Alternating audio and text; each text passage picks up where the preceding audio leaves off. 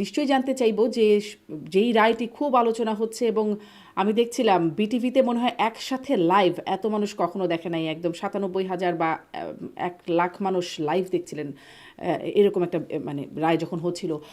আমরা দেখলাম শেখ হাসিনার মৃত্যুদণ্ড হলো, সাবেক স্বরাষ্ট্রমন্ত্রীর মৃত্যুদণ্ড হলো, এবং চৌধুরী আব্দুল আল মামুন সাবেক আইজিপি তার যাবজ্জীবন, দুঃখিত, তার 5 বছরের কারাদণ্ড হলো। আসামির প্রতিক্রিয়ায় আসামির মানে ভুক্তভোগীর পরিবাররা আশা করছিলেন যে তার যাবজ্জীবন হবে অন্তত। এই আমরা মোটামুটি রায় এবং রায়ের প্রতিক্রিয়ার ভুক্তভোগীদের পরিবারের প্রতিক্রিয়া দেখলাম। আপনার কাছে আসলে শুরুতেই আপনার পর্যালোচনা জানতে চাই একজন আইনজীবী হিসেবে, কেমন মনে হলো আপনার কাছে রায়? ধন্যবাদ আপনাকে, আমাকে সংযোগ, যারা শুনছেন সকলকে শুভেচ্ছা।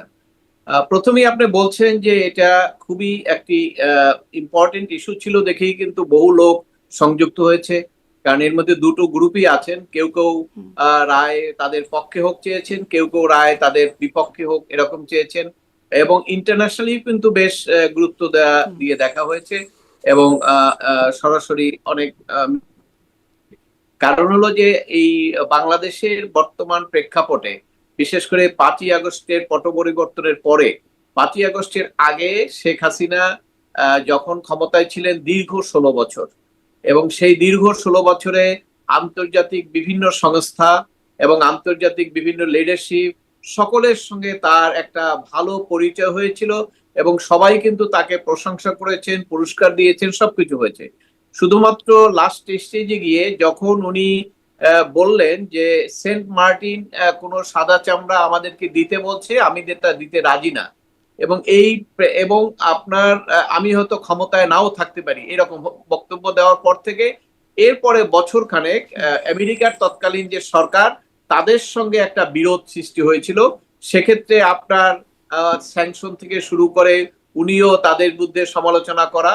তো শুধুমাত্র আন্তর্জাতিকভাবে আমরা একটা দেশই দেখেছি, তার সঙ্গে তৎকালীন প্রধানমন্ত্রী শেখ হাসিনার একটা চরম রাজনৈতিক বিরোধ সৃষ্টি হয়েছিল, এবং তারই প্রেক্ষিতে কিন্তু ওই যে ডিপ স্টেট থেকে শুরু করে, যেটা নাকি প্রথম এসে হাড়ি ভাঙলেন ট্রাম্প, প্রথম এসেই বললেন যে কত মিলিয়ন ডলার বাংলাদেশ বা সরকার পরিবর্তনের জন্য খরচ হচ্ছে, ইউএসডির ফান্ড বন্ধ করে দিলেন। এখান থেকে আমরা আসলে গোড়ার খবরটা অনেক কিছু জানতে পারলাম। এই কারণে বিশ্বব্যাপী, যেহেতু 16 বছর ক্ষমতায় ছিলেন, ওনার সঙ্গে সবারই একটা সম্পর্ক ছিল, এটি ইন্টারন্যাশনালি এই জন্য খুবই এটা সবাই এটা তাৎপর্যভাবে দেখছিলেন, এবং বাংলাদেশে একটি পরিবর্তনের পক্ষে যারা শক্তি ছিলেন, বিশেষ করে সরকারের সমর্থক যারা প্রায় 25-30টা দল, তারা তো সবই এক ধরনের তাদের প্রত্যাশা ছিল, সেই কারণে তারাও এটা খুব উৎসাহী ছিলেন। তো যে আজকে যে রায়টা হলো, সেই রায় হওয়ার ক্ষেত্রে আপনার আমি আমার একজন আইনজীবী হিসেবে বলবো যে এই রায়ের মাধ্যমে একটি জিনিস খুব স্পষ্ট হয়েছে, সেটি আগে ছিল না স্পষ্টটা। সেটা হলো যখন ট্রাইব্যুনালে মামলাটা ছিল, তখন কিন্তু এই মামলার বৈধতা নিয়ে অথবা এখানে চলতে পারবে না, অথবা বিচারকের যজ্ঞতা, এই সমস্ত কোনো বিষয়ে আলোচনা করার কোনো সুযোগ ছিল না। যদিও এর আগে এই আপনার জিয়াউল হাসানের পক্ষে তার যে আইনজীবী ছিলেন, উনি প্রাথমিক স্তরে একটা দরখাস্ত দিয়েছিলেন এই আদালতের ফরমেশন এবং এখানে বিচার চলতে পারবে কিনা, ওখানে ওই কথাটা ছিল, এবং সেখানে যথার্থভাবে ট্রাইব্যুনাল রায় দিয়ে বলেছিলেন যে এটি আমার কাছে যে ট্রাইব্যুনালের আইন, সেখানে আমাকে ক্ষমতা দেওয়া হয়েছে, আমি শুধু বিচার করব, অন্য কোনো বিষয় আমার এখানে দেখার সুযোগ নাই, সাংবিধানিক বিষয়ে আপনারা ওই আদালতে যেতে পারেন। এটি আজকে রায়ের একটা চ্যাপ্টার শেষ হওয়ার পরে এই প্রশ্নটা সামনে এসছে, এখন কিন্তু আপনি আলোচনা করতে পারবেন এই রায় নিয়ে, যে এই রায়ের ফরমেশনটা কি হলো, যেমন আপনার যুদ্ধ অপরাধীর জন্য কি আইনটা হয়েছিল কিনা, তাদের জন্য আইনটা হয়েছিল, এগুলো কিন্তু সাংবিধানিক আদালতে এই আলোচনা করতে পারবেন যখন আপিল বিভাগে যাবে। কারণ একটি প্রশ্ন এখানে এসছে, অনেকেই বলার চেষ্টা করছেন যে এই আদালতে বিচারটা চলতে পারে কিনা। এখানে কিন্তু স্পষ্টভাবে ওই আপনার যে গভর্নমেন্টের যে লয়ার ছিলেন স্টেট ডিফেন্সের, উনি দুটো আর্গুমেন্ট করেছিলেন। একটা কিন্তু উনি করেছিলেন যে এই আদালতে এটা বিচার হতে পারে না, কারণ এই আদালতটা যুদ্ধ অপরাধীদের জন্য তৈরি হয়েছিল। আর একটা আর্গুমেন্ট করেছিল যে ওনার যে কণ্ঠ, যেটা ভেরিফাই করে আদালত মূলত কণ্ঠের উপরই, ওনার কথাবার্তার উপরই রায়টা দিয়েছেন, সেখানে ওই কণ্ঠের ব্যাপারে বলছিলেন যে এটা আরো একটা সংস্থা দিয়ে এটা ভেরিফাইড করার দরকার ছিল, নট অনলি সিআইডি শুধু। এইটার জবাবে কিন্তু আদালত ফাইন্ডিং এ বলেছেন, দেখেন আদালত ফাইন্ডিং এ বলেছেন, ওই আইনটাই পড়েছেন, প্রিএমবেল পড়েছেন, প্রিএমবেল থেকে সেকশন পর্যন্ত ওনার ক্ষমতা সবকিছু ব্যাখ্যা করে উনি বলিয়েছেন যে ওনার আর্গুমেন্টটা ঠিক না, যেহেতু এখানে কোথাও লেখা নাই যেটা যুদ্ধ অপরাধীর বিচারের জন্য। এটা অবশ্যই এই কোর্টের স্কোপও নাই বলার। তবে এখন আপনি যখন আপিল বিভাগে যাবেন সেখানে কিন্তু আপনি এই প্রশ্ন তুলতে পারবেন যে এই বিচারটা কি আসলে, এটা কিন্তু আন্তর্জাতিক অপরাধ ট্রাইব্যুনাল, মানে এটাকে একটা ইন্টারন্যাশনাল লিঙ্ক লাগবে, এবং অপরাধী যারা 71 সনে হয়েছিল তাদের জন্য কিনা। যদিও প্রিএমবেলে কথাটা নাই, কিন্তু যে কোনো আইন হলে সে আইনটা কিন্তু একটা বিল আকারে আসে এবং সেই বিলের উপরে কিন্তু সংসদে আলোচনা হয়। আপনি জানেন আইনের ব্যাখ্যা যখন কোর্ট দেয় তখন একটা জিনিস বলে যে intention of the law maker, অর্থাৎ ল মেকাররা কি চেয়েছিল। আপনি অনেক আইনের ব্যাখ্যা জাজমেন্ট দেখবেন আপিল বিভাগের, intention of the law maker অর্থাৎ কি উদ্দেশ্যে আইনটা করা হয়েছিল সেটি, এবং আপনার এই যে প্রিএমবেল থেকে শুরু করে কি পারপাজে করা হয়েছিল, দুটি জিনিস দেখে। যেখানে লিখিত থাকে সুনির্দিষ্টভাবে বিলের মধ্যে, সেখানে তার ইন্টেনশন বলার দরকার হয় না, কারণ ওখানে বিলের মধ্যেই আছে। এখন এই সুযোগটা আসবে এপিলে গেলে যে এই আইনটা, বিলটা যেটা উত্থাপিত হয়েছিল সেটা কি 71 সনের যুদ্ধ অপরাধীদের বিচারের জন্য কিনা। যদি সেখানে প্রমাণ হয় যে 71 সনের যুদ্ধ অপরাধীদের বিচারের জন্য আইনটা করা হয়েছিল, তাহলে কিন্তু সমস্ত ট্রায়াল অ্যাডভোকেট মঞ্জিল বিফল মোর্শেদ, হয়ে যায়। আপনার কাছ থেকে একটু বিশ্লেষণ চাই। আদালতে নিশ্চয়ই সে সময় আলোচনা হলে আরো আমরা বিস্তারিত বুঝবো, জানবো, কিন্তু আপনার কি মনে হয় আসলে কি এটি, আপনি বলছিলেন কথাটা খুবই শুনতে খুবই মানে ক্যাচি মনে হলো এটা, যে আন্তর্জাতিক অপরাধ ট্রাইব্যুনালের সাথে আন্তর্জাতিক একটা লিঙ্ক থাকতে হবে, কিন্তু এই অপরাধটা অভ্যন্তরীণ অপরাধ, আমাদের দেশের ভেতরে দেশের মানুষের দ্বারা দেশের মানুষের প্রতি হয়েছে, মানে অভ্যন্তরীণ অপরাধ। তাহলে এটি কি মানে আপনার বিশ্লেষণ কি বলে আন্তর্জাতিক অপরাধ আমি ট্রাইব্যুনালে, এটি কি আপনার কাছে মনে হয় কি, মানে আদালত নিশ্চয়ই পরে বলবেন, আপনার কাছে কি মনে হয় এটা বিচার্য? না, কারণ এটি আমি একটা আপনাকে মানবতা বিরোধী অপরাধ, মানবতা বিরোধী আমি অপরাধের মধ্যে আপনাকে আসবে। বলছি, জি, জি। আপনার উত্তরটা আমি বুঝতে পেরেছি।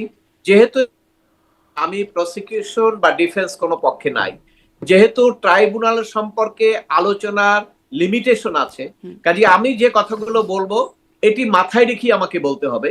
আমি কিন্তু ওই জন্যই আদালতের কথাগুলো বলেই আলোচনা করব, কারণ হলে আমি এর বাইরে যেতে পারবো না, কারণ ট্রাইব্যুনালের সম্পর্কে আলোচনার জন্য লিমিটেশন আছে, সব কথা ইচ্ছা করলেই বলা যায় না। আর আমি তো কোনো মামলার পক্ষ বিপক্ষ না, অথবা আমি শুধু প্রসিকিউশন কি বললো, বিচারক কি ফাইন্ডিং দিল, এই ব্যাপারে আমি মন্তব্য করতে পারবো। আপনি যেটা জানতে চাচ্ছেন এই প্রশ্নের মধ্যে আপনি উত্তর পেয়ে, যখন এই বিলটা আসবে সামনে, যখন যারা নিশ্চয়ই কেউ না কেউ প্রশ্ন করবে অ্যাপিলেট ডিভিশনে যে এই যে আন্তর্জাতিক অপরাধ ট্রাইব্যুনাল এটা কিসের জন্য গঠন করা হয়েছিল, পারপাস অফ দ্য ল, এবং সে পারপাস অফ দ্য ল যখন আসবে সেখানে যদি যে বিল এবং সংসদের আলোচনা সেখানে যদি দেখা যায় যে ৭১ সনে যারা যুদ্ধ অপরাধ করেছিল এবং তাদের অক্সিলারি ফোর্স এই রাজাকার এদের সঙ্গে এদের জন্য, তাহলে কিন্তু ওইখানে ইনিশিয়ালি সাবসিকুয়েন্ট সমস্ত ট্রায়ালটা ভিসিয়ে রয়ে যাবে।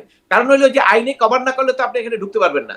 তবে ট্রাইব্যুনাল যে ফাইন্ডিং দিচ্ছে ট্রাইব্যুনালের দিক থেকে উনি ওইখানে ঠিক আছে, কারণ ওখানে তো ওনার লিমিটেড, প্রিএমবেল থেকে উনি শেষ পর্যন্ত পড়েছেন, ওখানে এরকম কোনো কথা বলার সুযোগ নাই, এবং ওখানে কেউ প্রশ্নও তুলতে পারবেন না, কেউ বলতে পারবেন না যে আপনি বিলটা নিয়ে আসেন, কারণ ওটা তো সাংবিধানিক আদালত না, ওনার হলো বিচার করার আদালত। এই পয়েন্টটা উনি আর্গুমেন্ট করেছেন।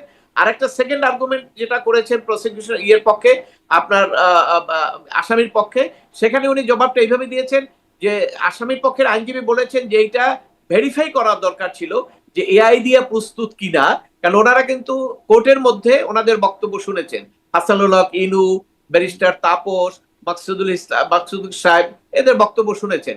এবং সেখানে কিন্তু আমি যতটুকু জানি মিডিয়ায় হাসানুল হক ইনু যখন কোর্টে নেওয়া হয় তাকে যখন জিজ্ঞাসা করা হয়েছিল তিনি কিন্তু স্পষ্ট বলেছেন যে এটা এআই থেকে তৈরি করা হয়েছে, অন্য কারো ব্যাপারে আমরা কোনো বক্তব্য পাই নাই। তবে এখানে স্বাভাবিকভাবে প্রশ্ন আসবে এআই তে তৈরি করে কিনা, কিন্তু আদালত কিন্তু সেটার জবাবে বলেছেন যে আপনি যদি দ্বিতীয় কোনো পক্ষ আপনার এইটা ফরেনসিক করার প্রয়োজনীয়তা থাকতো, আপনি তো কোনো আবেদন করেন না আগে, তাহলে এখান থেকে আপনাকে বুঝতে হবে যে এখানে এই যে ডিফেন্স লয়ার তিনি কিন্তু তার দায়িত্ব পালনের ক্ষেত্রে সঠিকভাবে পদক্ষেপ নেননি, কারণ আদালতই তাকে স্মরণ করিয়ে দিয়েছেন আপনি তো আগে আবেদন করলেন না, আবেদন করলে কিন্তু একটা সেকেন্ডারি ইনভেস্টিগেশন বা ফরেনসিক হতো যে কথাগুলো তাদের কিনা, এবং সেইভাবেই কিন্তু আসতো। এবং সেই দুইটা যুক্তি দিয়ে তারপরে কোর্ট কিন্তু তাদের অন্যান্য ফাইন্ডিংসে গেছে। আমি যেটা দেখেছি আমার কাছে যেটুকু মনে হয়েছে, আদালতে একজন দ্বিতীয় এবং তৃতীয় জন হলো রায় ঘোষণা করেছেন তার কিছু বক্তব্য, প্রথম এবং দ্বিতীয়র মধ্যে আমি দেখেছি একজন বিচারক কিন্তু শেখ হাসিনাকে স্বৈরাচার বলে সম্বোধন করেছেন। কিন্তু আমরা এই রায়ের ক্ষেত্রে একটা রায়ের আগে হয়েছে আপিল বিভাগে এই এক্সাম করে দিয়েছে, এই আমার একটা মামলা ছিল পাবলিক ইন্টারেস্ট, সেখানে সাবজেক্টের সঙ্গে রিলেটেড না, কিন্তু এখানে বিচারক কিছু কথা বলেছিলেন অন্য কথা, যেটা আসলে সাবজেক্টের সঙ্গে রিলেশন না। সেখানে কিন্তু অ্যাপিলেট ডিভিশন সেটাকে এক্সপান্স করে দিয়েছেন। এই যে কথাবার্তাগুলো এসছে এখানে আপনার রায়ের বেসিসটা ধরবেন, ওনারা কিন্তু সব আলোচনাগুলোকে বিশ্বাস করে নিয়েছেন যে হাসানুল্লাহ আবিদির সঙ্গে কি কথা বললো, তারপরে তাপসের সঙ্গে কি কথা বললো, এবং তারপর আরো একটা সাপোর্ট ওনারা নিয়েছেন ইউটিউবে কে কি বলেছেন। এবং ওনারা এই ফান্ডিংও দিয়েছেন যে অনেক লোকের নাম বলেছেন যে তারা বাংলাদেশে থাকতে পারে না, এস কে সিনহা, মাহমুদুর রহমান, তারপরে পিনাকি, তারপরে যে যারা যারা ইউটিউবার আছেন সরকারের পক্ষে কথা বলেন, তাদের সবাই নাম বলে আদালত বলেছেন যে ওনারাও দেশে থাকতে পারেন নাই। এটা একটা মানে ফাউন্ডেশন করে নিয়ে আসছেন, যেমন কাজ করা হয়েছে যে ওনারাও দেশে থাকতে পারেন নাই। তো আমি দেখলাম যে এই সাক্ষীদের যে জবানবন্দি, সেই জবানবন্দি গুলোর যে ব্যাখ্যা তার চেয়ে অধিকাংশ ছিল এই ইউটিউবার এবং আপনার এই যে পত্রিকা এবং আপনার সাক্ষাৎকার, এগুলোর উপরে মেইনলি উনি বেসিক্যালি বেশি করে এমফাসিস দিয়েছেন। কিন্তু একটা রায় তখন কিন্তু এটার মধ্যে সাক্ষীদের কথাটাই প্রাধান্য পাওয়া উচিত। কিন্তু আমি যতটুকু শুনেছি তাতে কিন্তু প্রত্যেকটা 54 জন সাক্ষীর বর্ণনাটাই আসা উচিত ছিল কি কি, সেখানে কিন্তু ওই রকম আসে নাই। আর একটা কথা হলো যে ফাইন্ডিং দিয়েছেন সুপারিয়র রেসপন্সিবিলিটি এবং আপনার কমান্ডার হিসেবে। এখানে দেখেন যারা আর্গুমেন্ট করবেন ভবিষ্যতে খুব ভালো আর্গুমেন্ট হবে এটা। কমান্ডার কাকে বলেন? কমান্ডার হলো একটা ডিসিপ্লিনারি ফোর্স, আর লিডারকে পলিটিক্যাল যে লিডার তাদেরকে বলে কিন্তু পলিটিক্যাল লিডার। আইনে কিন্তু কমান্ডার শব্দ মিন করা হয়েছে, অর্থাৎ কমান্ডার যখন বলা হয় তখন মনে করতে হবে, কিন্তু সেখানে কিন্তু সুপারিয়রিটি রেসপন্সিবিলিটি এবং কমান্ডার এই দুটোকে এমফাসিস করে ওইটার উপর ভিত্তি করেই কিন্তু ওনাকে প্রথমটার মধ্যে যাবজ্জীবন দিয়েছেন।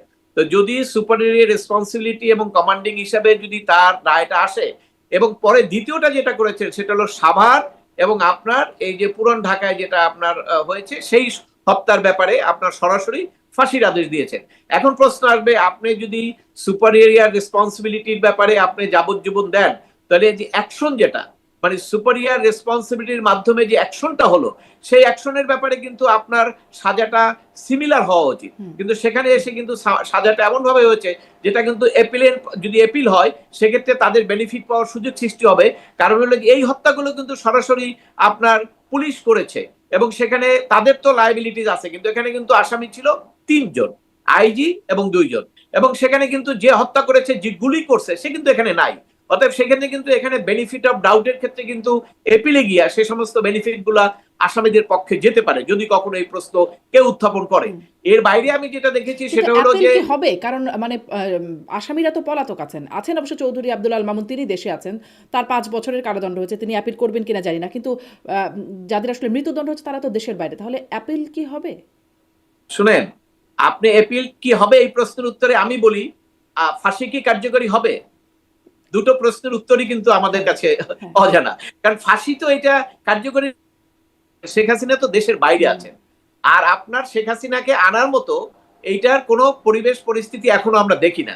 আর ফাঁসি হওয়ার পরে তো আনার যে সুযোগ ছিল সেটি আরো বন্ধ হয়ে যাবে। কারণ আপনি জানেন বিদেশে যখন একটা লোককে ফাঁসি দেওয়া হয় তাকে রাজনৈতিক আশ্রয়ের জন্য একটা স্ট্রং গ্রাউন্ড তৈরি হয়। বঙ্গবন্ধু মার্ডার কেসে কানাডাতে যিনি আছেন রাজনৈতিক আশ্রয়, ওই একটা গ্রাউন্ডেই আমার বাংলাদেশে ফাঁসি হয়েছে। এই 16 বছরেও বহু চেষ্টা করেও তারা পারেন নাই। অর্থাৎ যখন ফাঁসি হয়েছে তখন তার বিদেশে থাকাটা আরো, যেহেতু দেশে ফাঁসি আছে, অতএব সেই ক্ষেত্রে একটা প্রশ্ন আছে। প্লাস ইন্ডিয়ার সঙ্গে, ইন্ডিয়াতে তো উনি আছেন এখনো, ইন্ডিয়ার আশ্রয় আছেন, এবং এটা তো আপনারা চেয়েছেন, সবকিছু হয়েছে, কিন্তু কোনো রেসপন্স করেন নাই। যে আমরা ওইটা বলতে পারবো না যে উনি এখনই ইন্ডিয়া এখন আপনাকে দিয়ে দেবে। প্লাস যদি এই ফাঁসির কারণ থাকে তাহলে তো অন্য মানবাধিকার গ্রাউন্ডেও কিন্তু সেক্ষেত্রে আর ওনাকে আনতে পারবেন না। তো যদি ফাঁসি কার্যকরী না হয় তাহলে তো এপিলের প্রশ্নটা আসবে না। কারণ এটা ঠিকই যে এপিল করলে তো হবে, কিন্তু এপিল তো করার সুযোগ এখন প্রশ্ন আসবে না, কারণ ওনার রায় তো কার্যকরী হচ্ছে না। আর রায় যার কার্যকরী হওয়ার সম্ভাবনা ছিল, যিনি গ্রেপ্তারকৃত ছিলেন, তিনি তো তার রায়টাকে, গলাটাকে সেভ করার জন্য উনি তো একটা পক্ষ পরিবর্তন করে ফেললেন, যেটা আমরা আজকেই সোশ্যাল মিডিয়ায় দেখলাম। সরকারের পক্ষ থেকে কেউ কেউ বলছে যে এটা বিশ্বাসঘাতকতা। অবশ্য বাংলাদেশের মানুষ আপনি জানেন, বঙ্গবন্ধুর যখন এই 69 যখন এই তার বিরুদ্ধে যে রাষ্ট্রদ্রোহীর অভিযোগ আসলো, সেই মামলায় কিন্তু একজন রাজসাক্ষী ছিল, এবং আমার সৌভাগ্য হয়েছিল তার সঙ্গে ফ্লাইট সার্জন ফজল হক, উনি ওই মামলায় আসামি ছিলেন। ওনার সঙ্গে উনি পরে এক সময় ব্যবসা করতেন, ওনার চেম্বারে একদিন আমি গিয়েছিলাম, তখন এই প্রশ্নটা উঠেছিল, আমাকে পরিচয় করিয়ে দেওয়া হলো যে উনি রাজসাক্ষী ছিলেন। তখন এই প্রশ্ন বলার সাথে সাথে সে একটু লজ্জা পেল, এবং আমি তখন জিজ্ঞেস করলাম, তা আপনি রাজসাক্ষী কেন লজ্জা পাচ্ছেন? এটা তো এক ধরনের বেইমানি, উনি আমাকে বললেন। তখন এই এই ওনার লজ্জা পাওয়াটার সঙ্গে আমি যুক্তি পেলাম যে ঠিকই আছে, কারণ আপনি যখন নিজের পক্ষ পরিবর্তন করে নিজের স্বার্থের জন্য গলা সেট করার জন্য আপনি কথা বলবেন, এটাকে বাংলাদেশের মানুষ এটাকে এক ধরনের বেইমানি হিসেবে বিবেচনা করে, এবং এটা কিন্তু আমার কথা না, এটা তো মানুষ মনে করে। অতএব সেই ক্ষেত্রে উনি রক্ষা করতে গিয়ে হয়তো বলেছেন, কিন্তু তার সাজাও কিন্তু 5 বছর। অনেকে ধারণা করেছিলেন উনি আজকেই সাজা পাবেন, যতদিন খাটা হয়েছে অতদিন ওনাকে দিয়ে রিলিজ করে দেবেন, কিন্তু কোর্ট কিন্তু সেটা করেন নাই। কারণ হলো যে তার তো অপরাধ, পুলিশের আইজির তো হলো মেইন অপরাধ, তাই না? আপনি পুলিশ কোথায় অস্ত্র নিবে, কোথায় কি করবে, রাজারবাগ থেকে কে ফিল্ডে যাবে, এই সবগুলো দায়িত্ব হলো আইজি, দায়িত্ব না, কারো দায়িত্ব না। ইভেন কি আপনি যে কথাটা বলা হয়, ধরেন আপনাকে যদি আজকে প্রধান বিচারপতি আমাদের ধরেন কোর্ট থেকে বেরোচ্ছে, উনি যদি এক পুলিশ অফিসারকে বলে এই লোকটাকে গুলি করো, ওই পুলিশ অফিসার প্রধান বচিত কথায় কান দিবে না, কারণ পুলিশের জন্য একটা আইন আছে, ওর বিধান আছে, সেখানে যতক্ষণ পর্যন্ত সে না পড়বে ততক্ষণ সে গুলি করবে না। পুলিশের এই আইনটা নিয়েও একটু কথা বলবো, কারণ সম্প্রতিও পুলিশের কিছু বক্তব্য নিয়ে কথা হচ্ছে। কিন্তু তাহলে আপনার এই পর্যালোচনা থেকে আপনার কাছে জিজ্ঞাসা করতে চাই যে মানে এই রায়টি নিয়ে আসামি পক্ষরা বলছেন যে এটি ক্যাঙ্গারু কোর্টের রায় হয়েছে, এটি সাজানো হয়েছে, প্রহসনমূলক হয়েছে, এটিকে প্রত্যাখ্যান করছেন এবং এটিকে প্রতিশোধের বিচারও বলা হচ্ছে। যদিও চিফ প্রসিকিউটর এর আগেও বলেছেন, রায়ের প্রতিক্রিয়ার পরেও বলেছেন যে এটি কোনো প্রতিশোধের রাজনীতি না। আপনার কাছ থেকে আসলে শব্দগুলো খুব শক্ত শক্ত শব্দ। আপনি কি মনে করেন এই রায়কে বিতর্কিত বা প্রশ্নবিদ্ধ বলবার সুযোগ আছে? ধন্যবাদ আপনাকে, এই প্রশ্নটা খুবই জরুরি ছিল। দেখুন, বাংলাদেশের ইতিহাসে কোন রাজনীতিবিদদের বিরুদ্ধে যখন মামলা হয়, আমি আপনাকে জাস্ট কয়েকদিন আগে নিয়ে যাব, কিছুদিন আগে যখন খালেদা জিয়ার মামলায় শাস্তি হলো, তার সে শাস্তিটা যখন দেওয়া হলো, তখন সেই শাস্তিটাকে ওই তৎকালীন অ্যাটর্নি জেনারেল, ওই তৎকালীন প্রসিকিউটর, আজকে অ্যাটর্নি জেনারেল প্রসিকিউটররা যে ল্যাঙ্গুয়েজ গুলো ইউজ করেছেন, আপনি খুঁজে দেখেন ওই একই ল্যাঙ্গুয়েজ গুলো তারা ইউজ করেছেন। এটা হলো ওনাদের একটা মানে পদের দায়িত্ব, মানে পদে আছেন, ওনাদেরকে বলতেই হবে সেইটা। কিন্তু আপনার খালেদা জিয়ার যখন শাস্তি হয়, তখন আওয়ামী লীগের লক্ষ লক্ষ লোক, সমস্ত লোক কিন্তু এটাকে খুব অ্যাপ্রিসিয়েট করছেন, বাহবা দিয়েছেন, ঠিকই দরকার। কিন্তু আপনি জানেন, 1 বছর পরে যখন খালেদা জিয়া 1 বছরই জেলে থাকছে, তখন এই আওয়ামী লীগের ভিতরে নিচ থেকে, আমি কিন্তু কর্মীদের কথা বলছি, একদম নিচ থেকে সমর্থকদের মধ্যে 20% তাদের চেতনার মধ্যে একটা পরিবর্তন আসছে। এটা আমার ব্যক্তিগত অভিজ্ঞতা থেকে বলছি। তখন তারা বলতে শুরু করছে, কি দরকার এতদিন বিচারে, এতদিন সাজা দেওয়ার কি দরকার, এতদিন একটা বয়স্ক মহিলাকে 1 বছর রাখার, এটা তো ঠিক না। ওই বিরোধটা কিন্তু ওখান থেকে আসে। রায়ের যে প্রতিফলন, প্রথমত এই রায় কার্যকরী হওয়ার কোনো সুযোগ এখনো আমরা দেখছি না। সেকেন্ড হলো, রায়ের মাধ্যমে দুটো কাজ হবে। একটা হলো, যারা বিশেষ করে এই সরকারের পক্ষের যারা শক্তি, যারা দীর্ঘদিন থেকে বলে আসছিলেন যে নির্বাচনের আগে আমাকে রায় দিতে হবে, নাইলে নির্বাচন হবে না, তা তাদের জন্য এইটা একটা সুবিধা হলো সরকারের জন্য, যে আমরা তো রায় দিয়েছি, তাই না? এইটা একটা তাদের হাতিয়ার। আর একটা অন্যদিকে যেটা হবে, সেটা হলো এই রায় দেওয়ার ফলে, এই রায়ের মাধ্যমে আওয়ামী লীগের যারা সমর্থক, তাদের মধ্যে যে একটা দ্বিধাদ্বন্দ্ব ছিল, তাদের মধ্যে যে একটা দূরত্ব ছিল, সেটি আবার অনেকটা কমে যাবে। কারণ আপনি যখন জানেন যে ক্রাইসিস যখন পড়ে, তখন সবাই ইউনাইটেড হয়ে যায়। এই জামাত ইসলাম, বিএনপি আজকে যেভাবে তাদের অন্তর্দ্বন্দ্ব, 5ই আগস্টে কিন্তু সেটা ছিল না, কারণ ওইটা তখন ক্ষমতাটার সামনে ছিল না। অর্থাৎ এই রায়ের মাধ্যমে দুইটা হবে, একটা হলো সরকার সমর্থক যারা আছেন তারা একটা টর্চ লাইট পাবেন, যেমন আলোর মধ্যে অন্ধকারে হাঁটতে গেলে একটা টর্চ লাইট লাগে, সাপোর্ট লাগে। ওনারা এটা বলতে পারবেন, এই যে শেখ হাসিনার ফাঁসি হয়ে গেছে, এটা খুবই খারাপ লোক, সে, তার দল কেউ কইরো না, এবং এইটা সে খারাপ করছে, বিচার হয়েছে, এইগুলো একটা বাহবা নেওয়ার চেষ্টা করবে তারা। এটা হলো একটা সাইড। আর একটা সাইড হলো, যারা আওয়ামী লীগ সমর্থন করে, তাদের মধ্যে যে বিভেদ ছিল, সেই বিভেদটা এখন দূর হবে, কারণ তারা ইন্টিগ্রেটেড হবে। তারা দেখবে যে তাদের দেয়ালে আর কোনো পিঠ থেকে গেছে। এই জায়গায় কিন্তু একটা রাজনৈতিক, আমি আর একটা আমার ব্যক্তিগত মতামত, আমি অ্যানালাইসিস করি এইভাবে, যে রাজনৈতিক মামলায় কখনোই বাংলাদেশে কোন রাজনৈতিক মামলা যদি হয়, রাজনৈতিক মামলা এটাকে আপনি কেন বলবেন, এটা কেন বলবেন, ধরেন এটা কিন্তু রাজনীতিকে সূত্রপাত, কিন্তু আপনার এরশাদ শিকদারের মামলা না, যে সে একজন মাস্তান, সবাইকে খুন করছে, পরবর্তীকালে বিচার হলো। এই শেখ হাসিনা ক্ষমতায় ছিলেন এবং তার অপসারণ চেয়েছিল রাজনৈতিক দলগুলো। আর 24 সালে বিএনপি চেয়েছিল শুধু না একটা স্বাধীন নির্বাচন, যদি হতো তাহলে কিন্তু শেখ হাসিনার 5ই আগস্ট হতো না, স্বাধীন নির্বাচন হলে। তখন কিন্তু তাদের দাবি ছিল না যে সে এই তার এই সাজা হোক, ফাঁসি হোক। তো 24 সালেও যখন হয় নাই, পরবর্তীকালে ঐক্যবদ্ধভাবে যখন আন্দোলন শুরু হয়, সেই আন্দোলনের প্রেক্ষিতে আন্দোলনটাকে অপসারণ করতে হবে, ক্ষমতা থেকে সরাতে হবে, কেয়ারটেকারের অধীনে নির্বাচন হবে। তাহলে সূত্র হলো রাজনীতি। এবং পরবর্তীকালে এই হত্যা টত্যা হওয়ার কারণে তাকে এই অপরাধের মধ্যে ফেলা হয়েছে, অর্থাৎ রাজনৈতিক সূত্র ধরেই মামলা। অতএব এটাকে আপনাকে রাজনৈতিক মামলার বাইরে বলতে পারবেন না। আর সবচেয়ে ইন্টারেস্টিং কি জানেন, কয়েকদিন আগে প্রধান বিচারপতি তার সেমিনারে বলেছেন যে বিচারকরা আপনারা যাই রায় দেন, কিন্তু রায়ের যে মানুষের আস্থা আছে কিনা, কতটুকু আস্থা, এটি খুব ইম্পর্টেন্ট। এবং আপনারা দেখেছেন খালেদা জিয়ার যখন সাজা হয়েছে, বিএনপির কোনো লোক বিশ্বাস করে নাই যে এটা সাজা হওয়ার মতো মামলা। আজকেও শেখ হাসিনার যে ফাঁসি হলো, আওয়ামী লীগ সমর্থিত কেউ মনে করবে না যে এটা ফাঁসির কেস। তাহলে এইখানে আপনার রাজনীতি আছে, রাজনৈতিক বিতর্ক থাকবেই, এবং এই এই এই রায়টাও রাজনৈতিক বিতর্কের মধ্যে পড়বে, কারণ যেহেতু শেখ হাসিনা আওয়ামী লীগের প্রেসিডেন্ট এবং সেই হিসাবে তাকে ক্ষমতা থেকে সরিয়ে তাকে সাজা দেওয়া হয়েছে। এখানে অপরাধের বিষয়টা মানুষের মনে আসবে না। আপনারা যারা বিপক্ষে আছেন তারা হয়তো বলতে পারবেন, মিডিয়া আনতে পারবেন, কিন্তু যারা একটা পক্ষ তারা তাদের মনে ওই জায়গাটাই খাটবে, এটা রাজনীতির কারণেই করা হয়েছে। এবং এটি হলো, এবং বাংলাদেশে তো আওয়ামী লীগ সমর্থক, মুক্তিযুদ্ধের সপক্ষের 14 দল, এটা তো কম না, ফেলে তো দিতে পারবেন না আপনি। এখন তো সম্ভবত অর্ধেক অর্ধেক হয়ে গেছে। 5ই আগস্টে হয়তো 70-30 ছিল, কিন্তু এখন তো এটা বৃদ্ধি পেয়েছে। কাজে সেদিক থেকে এই রাজনৈতিক বিতর্ক চলবেই। এবং আপনি বলছিলেন যে ফলাফল, এক মিনিট শেষ করি। একটা জিনিস আপনি মনে রাখবেন, এই আদালতে যাদের ফাঁসি হয়েছিল ওই সরকার থাকা অবস্থায় ফাঁসি কার্যকরী হয়েছে। সরকার পরিবর্তনের পরে ওই ফাঁসি সব খালাস হয়ে গেছে। না, সবাই আস্তে আস্তে সব, কেউ দুর্নীতিও করে না, খালাস হয় না, সব বের হয়ে গেছে। রাজনৈতিক পট পরিবর্তনে বাংলাদেশের পরিস্থিতি যা হয়, এটিও আপনি মনে রাখেন, রাজনৈতিক পট পরিবর্তনের কারণে এগুলোও যে ভবিষ্যতে পরিবর্তন হবে না, এটা কেউ নিশ্চিত করে বলতে পারে না। জি, আমি একটু মানে আপনার কথা থেকে এই প্রশ্ন করি যে মানে আগের রায়ের কথা আপনি বলছিলেন, জামাতের সেক্রেটারি জেনারেল তিনি বলছেন যুদ্ধাপরাধীদের বিচার যেটি আওয়ামী লীগের আমলে হয়েছে সেটি আন্তর্জাতিক মানের হয়নি, কিন্তু এটি আন্তর্জাতিক মানের হয়েছে। আর আমাদের চিফ প্রসিকিউটরকে আমরা বারবার বলতে শুনেছি, আগেও বলেছেন, আজকেও মানে রায়ের পরপরেও তিনি বলেছেন এটি কোনো প্রতিশোধের রায় না, আগেরটা আন্তর্জাতিক মানের হয়েছে, এটি মানে হয় নাই, এটি আন্তর্জাতিক মানের হয়েছে। এই বিষয়ে আপনার বক্তব্য কি? ওই যে আপনাকে বললাম, আপনাকে রাজনীতি এসে গেছে। আপনাকে রাজনীতি এসে গেলে দুই পক্ষের রাজনীতিকে আপনাকে শুনতে হবে। যেমন জামাতে ইসলাম বলেছে, জামাতে ইসলামের প্রথম দাবি হলো যে তাদের অনেক নেতাকে এখানে হত্যা করা হয়েছিল এবং সেটা যুদ্ধ অপরাধ ছিল, যুদ্ধ অপরাধ ছিল এটা। এবং সেইখানে ট্রায়ালটা ধরেন কত বছর থেকে হয়েছে, প্রায় 2 বছর ট্রায়াল চলে তারপরে সাজা হয়েছে। এবং সেখানে কিন্তু আপনার ধাপে ধাপে একদম অ্যাপিল বিভাগ রিভিউ পর্যন্ত যাওয়ার পরে তারপরে হয়েছে, তাই না? তো সেইটা যদি আন্তর্জাতিক মানের না হয়, আজকে 4 মাসের মধ্যে যে আপনি বিচার করে সাজা দিলেন, সেটা কিভাবে আন্তর্জাতিক মানের হলো?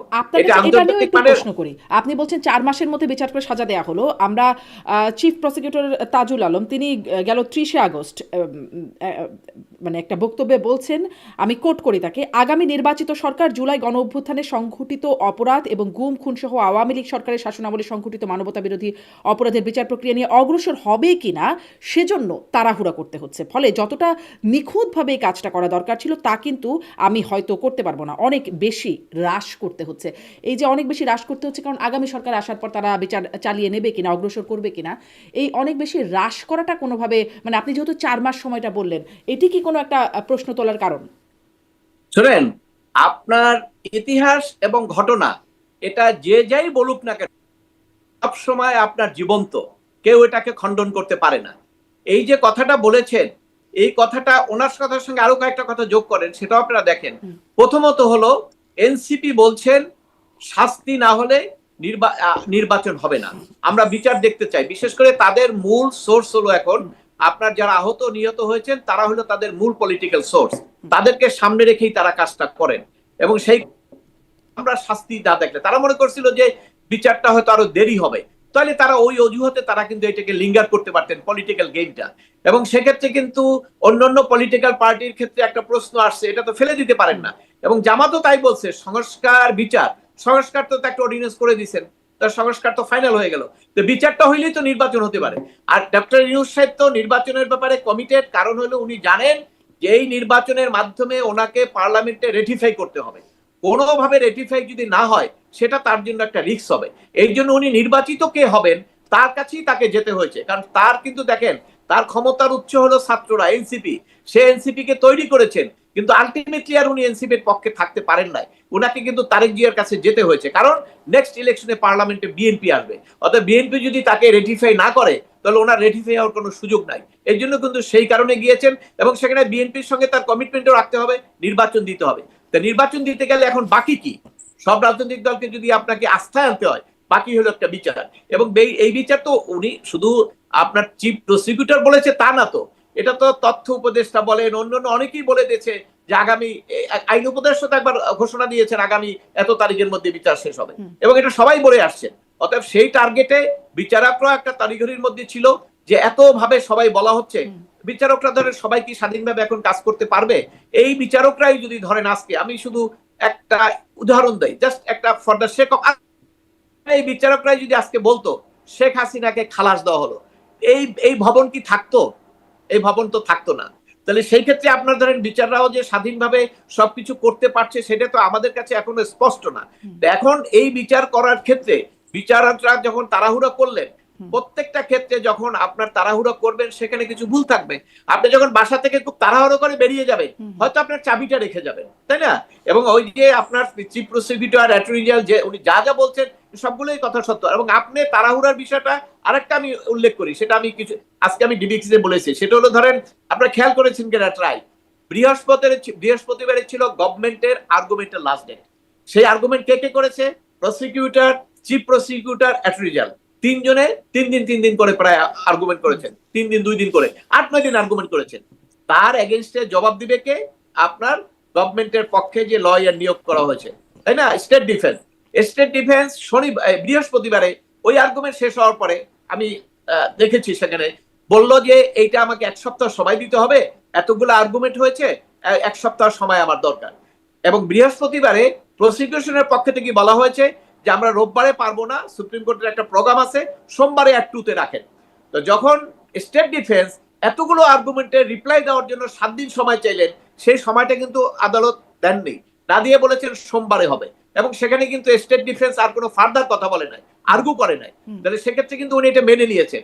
অর্থাৎ এই যে 3টা আর্গুমেন্ট 9 দিন ধরে করলেন, তার জবাব কিন্তু উনি 3 দিনে রেডি করতে হয়েছে।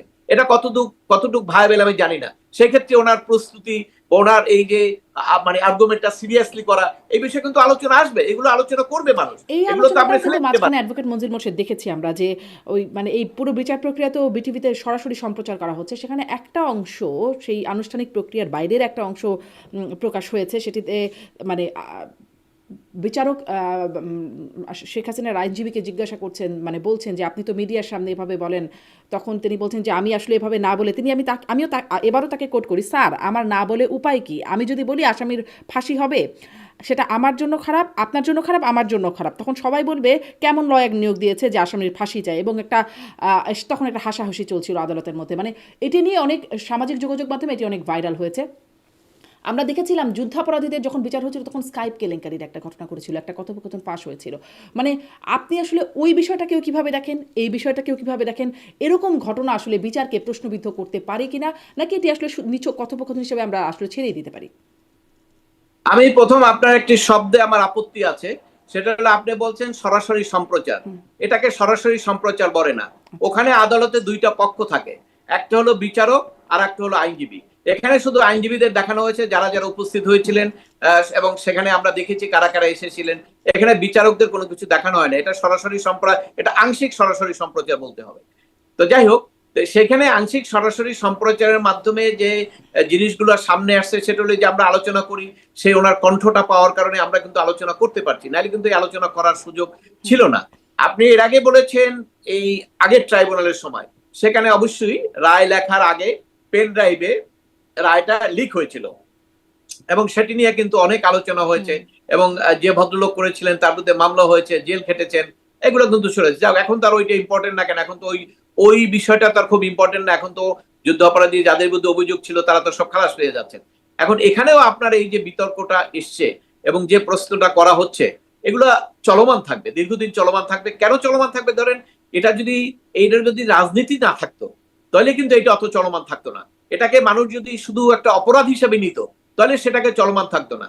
কিন্তু এটা দুই পক্ষই এটাকে রাজনীতি হিসাবে নিয়েছেন এবং এটার সঙ্গে রাজনীতি আছেন, কারণ রাজনৈতিক নেতা থাকলেই রাজনীতি থাকেন এবং আমরা আমাদের ইতিহাসে দেখেছি সেটা। সেই কারণেই আপনার এটার মধ্যে এই আলোচনা হবে, বিতর্ক হবে, সব বিতর্কের অবসান হবে যখন নাকি চূড়ান্ত ভাবে কোনো কিছু সিদ্ধান্ত আসবে যে আসলে কোথায় কি হয়েছে। এর আগে এটার আলোচনা করে ডিবেট করে কোনো সমাধান কেউ দিতে পারবে না। চূড়ান্তভাবে বিচার কার্য কি কখনো আসবে? আপনি বলছিলেন আগে যে মানে আগে যা হয়েছে সেটি বদলে গেছে, মানে চূড়ান্ত বলতে তাহলে কি আসলে কোথাও কি কিছু চূড়ান্ত হয়? না, চূড়ান্ত হয়তো হবে না কেন। এর আগে প্রথম এই যে আপনার সাইদি, তারপরে আপনার নিজামী ছেলে, ওনাদের চূড়ান্ত বিচার আপিল, চূড়ান্ত বলতে রিভিউ পর্যন্ত হয়েছে। তো সেই আপনার সিঁড়িগুলো তো শেষ হয় নাই। এই সিঁড়িগুলো তো ধরেন যেহেতু এখন এটা কার্যকরী কোনো সুযোগ নাই, দেশে নাই, ওটা তো এখানে রায়টা এভাবেই থাকবে। এখানে ওই এইটা নিয়ে আপনি মিডিয়া আলোচনা করবেন, ফাঁসি ফাঁসি ফাঁসি, কিন্তু ফাঁসি কোনো কার্যকরী হবে না, কারণ উনি তো নাই এখানে। অতএব সেক্ষেত্রে যদি উনি আসেন তাহলে সেক্ষেত্রে রাইট অফ এপিল চলে আসবে এবং সেখানে এপিল হতে হতে রিভিউ পর্যন্ত যেতে পারে। ওই কারণে আমি বলছি যে ওই রিভিউ হওয়ার পরে, চূড়ান্ত হওয়ার পরে তখন সেখানে বলা যাবে এবং আমরা রিভিউর পরে চূড়ান্ত যেটা হবে সেটা আমার পছন্দ না হলেও আমাকে বলতে হবে দিস ইজ দ্য জাজমেন্ট এবং এইটাই আমি মানি। এটি হলো আমাদের সংবিধানের মূল কথা। অবশ্য সংবিধান তারপরে যখন আবার ক্ষমতার পরিবর্তনে, যেমন এটিএম আজহারুল ইসলামের ক্ষেত্রে যেটা হলো, তখন সেটাকে মিসক্যারেজ অফ জাস্টিস, মানে আরো অনেক কিছু সেটার বিশেষায়িত করা হলো সেই রায়কে, আগের রায়গুলোর কথা প্রসঙ্গেও বলা হলো। মানে চূড়ান্ত রায়ও তো তাহলে বদলে যেতেও পারে না?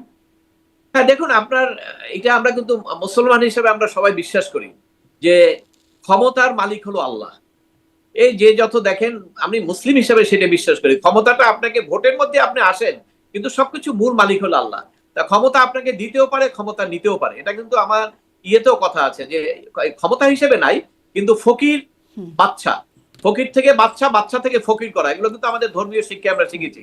অতএব সেক্ষেত্রে এই ক্ষমতাটা কখন পরিবর্তন হবে নোবডি নোজ। 24 সালে নির্বাচন হওয়ার পরেও কেউ চিন্তা করে নাই যে ক্ষমতাটা 5ই আগস্টে ধরেন কয় মাস পরই এটা ক্ষমতাটা পরিবর্তন হবে। কেউ চিন্তা কোনো মাথায়ও ছিল না কারো, কিন্তু হয়েছে। তা কাজী ক্ষমতার পরিবর্তন আল্লাহ যেহেতু করেন, অতএব কার ক্ষমতা পরিণত। তবে যদি ক্ষমতা চলে যায়, ক্ষমতার পট পরিবর্তন হয়, এটা তো আর আমি বলবো আর আপনি বলার দরকার নাই, এটা তো ইতিহাস। এই যে ক্ষমতার পরিবর্তন হলো, যুদ্ধ অপরাধী চূড়ান্ত ফাঁসি থেকে হঠাৎ করে কয়েকদিন পরে খালাস হয়ে গেল। আবার খালেদা জিয়ার শাস্তি হলো, খালাস হয়ে গেল। আবার তারেক জিয়ার শাস্তি হলো, সে নিয়ে আপিল করলেন না, দেশেও আসলেন না, খালাস হয়ে গেল। তারপর অনেক দুর্নীতির মামলা, যারা নাকি ক্ষমতার পক্ষে আছেন তাদের সব খালাস হয়ে যাচ্ছে। কিন্তু আওয়ামী লীগ ক্ষমতায় থাকা দুর্নীতি করেছে তাদের বিরুদ্ধে আবার কোনো মামলা হয় না। এটি হলো রাজনীতি। যারা যখন ক্ষমতায় থাকবে তারা তাদের সুবিধা মতো করে এবং তাদের পক্ষেই করে এবং সেখানে রায় কি হবে সেটা আসলে নির্ধারণ করছে ক্ষমতায় কে আছে। বাংলাদেশের বাতাস যেদিকে যায় সবকিছু সেদিকেই প্রবাহিত হয়। এটি তো আমাদের অভিজ্ঞতা। সেই অভিজ্ঞতার আলোকে বলছি, ক্ষমতা পরিবর্তন হলে এই রায় যে পরিবর্তন হবে না এটা কিন্তু নিশ্চিত করে বলা যায় না।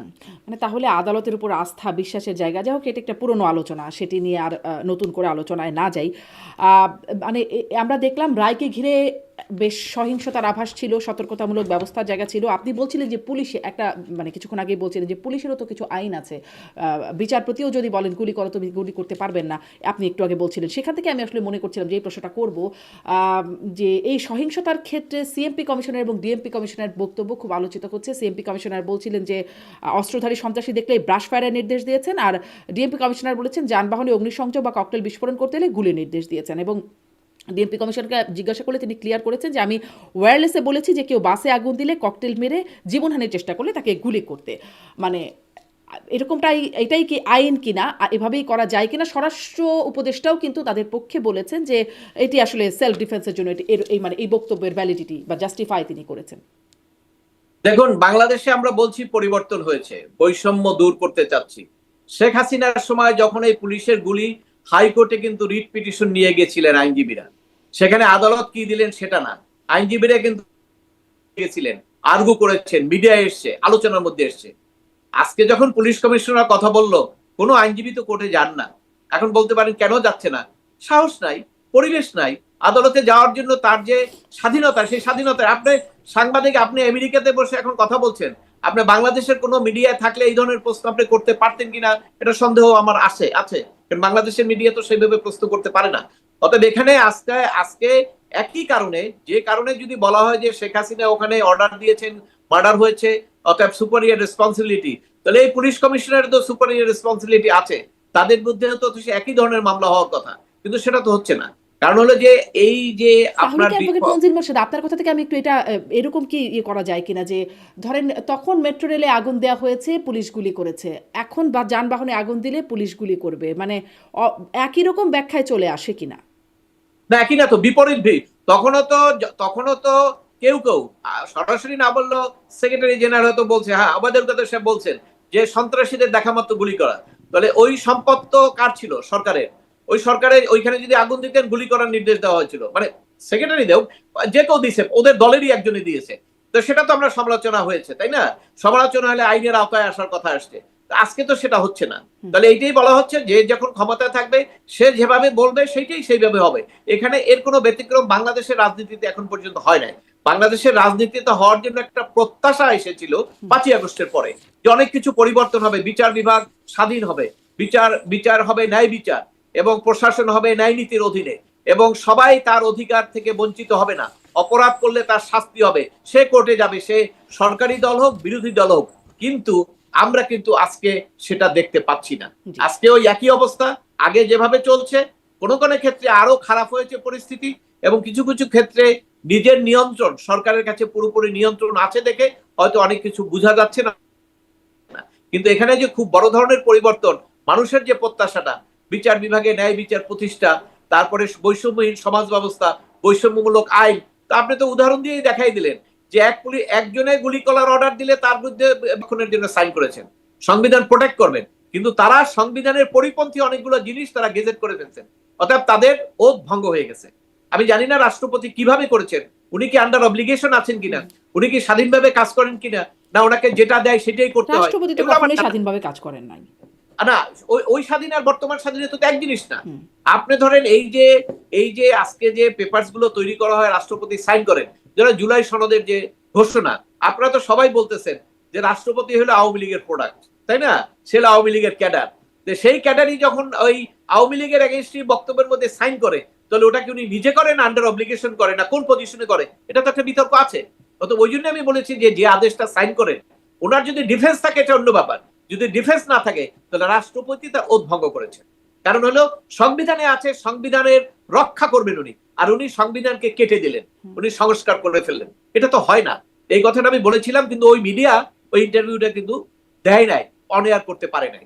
তাহলে এখানে বুঝতে পারেন যে সাংবাদিকরা কতটুকু স্বাধীন আছে। জি, অ্যাডভোকেট মনজিল মোরশেদ, অনেক ধন্যবাদ। স্পষ্ট একদম শেষ প্রশ্নটা আপনার কাছে করি যে আসলে অনেক প্রশ্ন তোলার সুযোগ আছে, কিছু বিতর্ক তোলারও সুযোগ আছে, পরবর্তীতে হয়তো আদালতেও এই বিষয়গুলো প্রশ্ন আসবে, মানে আমি বিচারের রায় নিয়ে বলছি। কিন্তু আসলে তো অনেক মানুষের প্রাণহানি হয়েছে এই জুলাই আগস্ট আন্দোলনে। আমরা আদালতেও দেখছিলাম যে ভুক্তভোগীর পরিবার চোখ মুছছিলেন, তাদের দীর্ঘশ্বাস আছে। মানে বিচারটা আসলে কি আপনার মনে হয় কি হলে একদম সঠিকভাবে করা সম্ভবত ভুক্তভোগীরাও বিচারটা পেত, আবার আসামি পক্ষ যথাযথ বিচার পেত, বা বিতর্ক প্রশ্ন এগুলো থাকতো না, কি হতে পারতো? দেখুন, সেটি তো এখন বলে লাভ কি বলেন? এখন তো নৌকা ছেড়ে আপনার চলে গেছে অনেক দূরে। ওই যে সদরঘাট থেকে আপনার বরিশালের যে জাহাজ যায় না, ও জাহাজ থেকে ছাড়াই চলে গেছে। তো এখন আর এখানে কি বলবো আমি, এখানে তো বলা। তবে আপনি দেখেন, আমার কোনো বক্তব্যের মধ্যে আমি কিন্তু বলি নাই যে এই অপরাধের বিচার হবে না।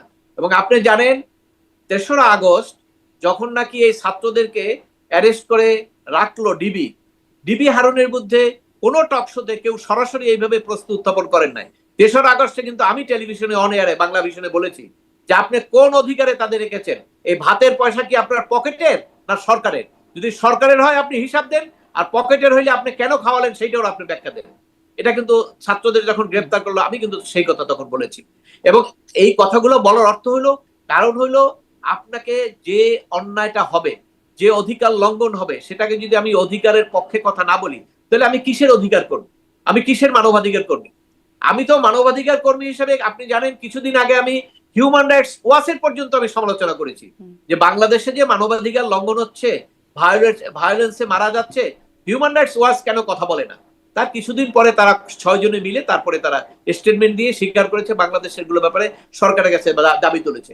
এখন প্রশ্নটা হলো যে আপনি যখন একটা স্বাধীনভাবে কথা বলবেন, এবং সেই স্বাধীন কথাটা যদি যারা আছেন তারা যদি এটা পজিটিভলি নেন, তাহলে এটা তাদের জন্যই ভালো, তাদের জন্য ক্ষতিকর না এটা। কারণ আমি যে কথাগুলো বলবো তারা যদি আপনি বলতে চেয়েছেন কি হলে ভালো হতো, অবশ্যই প্রত্যেকটা ইন্ডিভিজুয়ালের ক্ষেত্রে বিচারটা তো আপনি প্রথমেই ফ্রাস্ট্রেট করে দিচ্ছেন।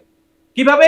প্রথমেই আপনি মামলা করে, মামলার আসামি শেখ হাসিনা অমুক অমুক অমুক কই দিয়ে 400-500 এর মধ্যে নারায়ণগঞ্জের আছে, ঝালকাঠির আছে, আপনার চিটং এর আছে, 500 লোক কম্পিউটারে টাইপ করা ছিল, এগুলো করে করে সব। এরপরে তো শুরু হলো 100, 200, 300 মামলা। বিচার তো আপনারাই ফ্রাস্ট্রেট করে দিলেন, এবং সেটা তো সরকারের পক্ষ থেকে বলছে প্রত্যেকটা বিচার আপনি ফ্রাস্ট্রেট করছেন, প্রত্যেকটা। এই বিচারগুলো যদি করতে হয়, ভিকটিমকে একটা সঠিক এফআইআর করতে হবে। ফার্মগেটে কে মারছে আপনি জানেন না? যদি আপনি মনে করেন যে এটা হত্যা, এখানে কিন্তু একটা আর্গুমেন্ট হবে কোর্টে, এটা কি রাইট অফ প্রাইভেট ডিফেন্স নাকি এটা হত্যা, হতে পারে, দুইটাই আলোচনা হবে, কোর্ট ডিসাইড করবে, কোনো সমস্যা নাই। কিন্তু মামলাটা করার ক্ষেত্রে তো আপনাকে বলতে হবে যে ফার্ম গেটে আমরা এইখানে ছিলাম, এইখানে অমুক অফিসাররা গুলি করছে, অমুক সেনাবাহিনীর ক্যাপ্টেন গুলি করছে। এখন যদি ওইখানে লেখেন যে লেফটেন্যান্ট জেনারেল অমুকে আসামি, তো ওটা কি আপনি প্রমাণ করতে পারবেন? ওটা তো প্রমাণ করতে পারবেন না। তা আপনি তো প্রথম মামলা ফাইল করার মাধ্যমে মামলাগুলোকে আপনাকে ডেথ করে দিলেন। এটা তো ইচ্ছা করে এই, এবং এই যে যারা ব্যবসাটা করেছে, এটা অবশ্য সরকারের মধ্যে একটা বিরাট আলোচনা চলছে। এখন ধরেন জামাত এটা বিএনপি কে দোষ দিচ্ছে যে আপনারা ব্যবসা করেছেন, তাই না? আবার এখানে যে শুধু বিএনপি ব্যবসা করেছে তা না, এখানে বিএনপির বাইরেও কিছু লোক ছিল, তারাও ব্যবসা করেছে। এই ব্যবসার মধ্যে তাদের এখন আলোচনা চলে গেছে, এটা আগামী ইলেকশনে তারা খুব কাজে লাগাবে দুই পক্ষই। কিন্তু এই যে মামলাগুলো যে নষ্ট হলো, ওই সেটার ব্যাপারে তো কোনো পদক্ষেপ নিলেন না। আপনি তো সরকারের পক্ষ থেকে বলা উচিত ছিল যে এই ভিকটিমের সঠিকভাবে আপনি এফআইআরটা ফাইল করেন, কোর্টে যাক, কোর্ট একটা এফআইআর কে এটা ড্রপ করে দিবে, একটা এফআইআর নিয়ে প্রসিড করবে। সেটা তো করলেন না। এই এফআইআর গুলো দিয়ে আপনি একটা রাজনৈতিক দলের সমস্ত লোককে, আপনি ধরেন কত লোক ধরবেন? আপনি ধরেন আপনি কি জানেন আওয়ামী লীগ ক্ষমতা থাকাকালীন যারা আওয়ামী লীগের শীর্ষ লেভেলে ছিলেন, আপনি তো অপরাধটা তাদের দিতে পারেন যে তারা হয়তো চিন্তা করছে বা তাদের সাপোর্ট করছে, রাস্তায় নেমে পিটাইছে, তাই না? কিন্তু যে লোকটা ওই পার্টিসিপেশনে ছিল না, এই দেশের নাগরিক, তাকে আপনি ভিক্টিমাইজ করলেন, তারা কোথায় আজকে? তারা তো রাস্তায় ওই যে বিএনপির চালাইতো এই ব্যাপার ছেলে, এখন ওরা এখন রাস্তায় রিক্সা চালায়। কিন্তু বিএনপির যারা, তারা তো আবার ঘরে চলে গেছে, মিছিল মিটিং করে। ওইখানে কিন্তু রিক্সা কেন বেশি? ওখানে কিন্তু ওই রকম লোক আছে। সবাই কিন্তু আজকে খুলনার লোক বরিশাল, বরিশালের লোক ঢাকা, ঢাকার লোক চিটাগাং, এইভাবে কিন্তু হাজার হাজার লক্ষ লক্ষ লোক ছড়িয়ে আছে। এটা তো মানবাধিকার লঙ্ঘন। এটা আপনার রাষ্ট্র হিসেবে আপনার দায়িত্ব ছিল না? ও একটা আওয়ামী লীগে ভোট দেয় দেখে আপনার বিরোধ হয়ে গেল। যে আলোচনাটা বিএনপি আওয়ামী লীগের সময় ছিল, যে আপনার সরকারি চাকরি নিতে গেলে সিআইডি একটা রিপোর্ট দিয়েছে যে তার চাচা বিএনপি করতো, এবং সারা গেল যে তার বিসিএস আর পরে হইল না। অবশ্য পরবর্তীকালে মামলা করে সবাই পেয়েছে, কিন্তু সরকার তো তাকে বঞ্চিত করলো ওই তার চাচা রাজনীতি করে দেখে। এই ঘটনা তো এখনো চলতেছে। আমি মনে করি যে সকল নাগরিক রাষ্ট্রের কাছে সমান, এবং আপনি এই দৃষ্টিভঙ্গি যদি না দেখেন, তাহলে আপনাকে এটা বৈষম্যবিহীন সমাজ বলে না। অবশ্য মির্জা ফখরুল ইসলাম আলমগীর একটা আলোচনায় বলেছেন যে তিনি নির্দেশ দিচ্ছেন, বলছেন যে সব মামলা তুলে নিতে, আওয়ামী লীগের বিরুদ্ধে হয়রানিমূলক মামলা। পরে অবশ্য বলেছেন না, তিনি সারা দেশের কথা বলেন নাই, শুধু ওই ইউনিয়নের কথা বলেছেন। না, শোনেন, মির্জা ফখরুল ইসলাম আলমগীর তো ক্ষমতায় নাই, ওনার কথাটার তো ওইভাবে এখন গুরুত্ব নাই। মামলা ওটা যারা তো ওনার করেছেন তারা তুলে নেবেন। বক্তৃতা না, সেটা তো তুলে নেবেন কবে, সেটা তো পরের কথা। এখন তো আমি তো এই মুহূর্তে সরকারের কথা বলছি।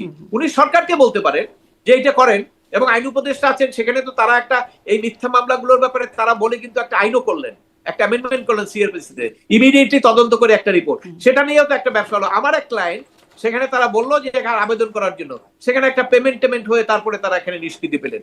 কই, এখানে তো সমস্ত মামলায় আপনারা বলতেন যে তদন্ত করে দেন তো কারা কারা এখানে আছে, তাহলে তো একটা ফাউন্ডেশন হতো বিচারে। ওই বিচার তো আপনার, শোনেন, বিচার হওয়ার জন্য বিচারে আপনি জানেন ক্রিমিনাল জুরিসপ্রুডেন্সের একটা বেসিক থিওরি হলো কোনোভাবে কোন রকম সন্দেহ থাকলে কাউকে কোনো শাস্তি দেওয়া যাবে না। এটা বেসিক প্রিন্সিপাল। আর আমরা যদি বেসিক প্রিন্সিপাল দিয়ে বের হয়ে যেতে পারবো, আমার মনে হয় না সেটা। কিন্তু বেসিক প্রিন্সিপাল যদি রক্ষা করতে চান, তাহলে সূক্ষ্মভাবে সাক্ষী, সাবত, পোস্টমর্টম সবকিছু দিয়ে দেখাইতে হবে। তা আপনার যে ফাউন্ডেশন, এই ফাউন্ডেশনে তো আমি দেখি না তো এরকম কিছু। তো এটা নষ্ট করলো কে?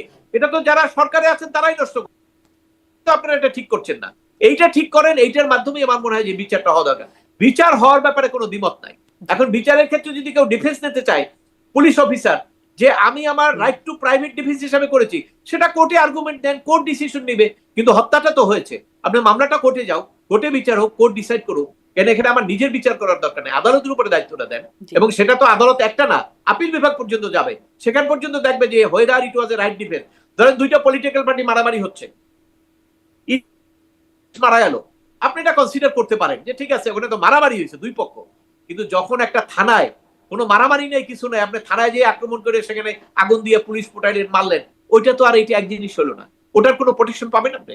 হুম, ওটার প্রোটেকশন তো নাই। কিন্তু ওটার তো বিচার আপনি করেন না এখন। হুম, ওই বিচারটা তো আপনি ইন্ডিভিজুয়ালি দিয়ে রাখছেন। ওই কারণে তো পুলিশ এখন পর্যন্ত আপনার সাহস পায় না। কেন সাহস পায় না? যদি এরকম একটা করে ৫ বছর ১০ বছর পরে যে ক্ষমতা বদলাবে না তা তো না। এটা তো নেচার, বদলাবি। হুম। এবং সেই ক্ষেত্রে তখন তো তাকে আবার এই একইভাবে ট্রাইব্যুনালে আসতে হবে। কাজে সেই জিনিসটা আপনি ন্যায় বিচারটা নিশ্চিত করেন নাই দেখেই আজকে রাষ্ট্রের ভিতরে আইন শৃঙ্খলা পরিস্থিতির একটা অবনতি হয়েছে। এবং এটা অবনতির থেকে আপনাকে উন্নতি করার জন্য আপনাকে মনের সাহস লাগবে এবং মনের সৎ চিন্তা লাগবে। জি, সেটা না থাকলে আপনি এটা করতে পারবেন না। সেখানেই বড় সংকট দেখা যায় আমাদের বরাবরই ক্ষমতাসীনদের মধ্যে। অনেক ধন্যবাদ অ্যাডভোকেট মনজিল মোর্শেদ, আপনার সাথে কথা বললাম, অনেকটা সময় দিলেন আপনি। ধন্যবাদ।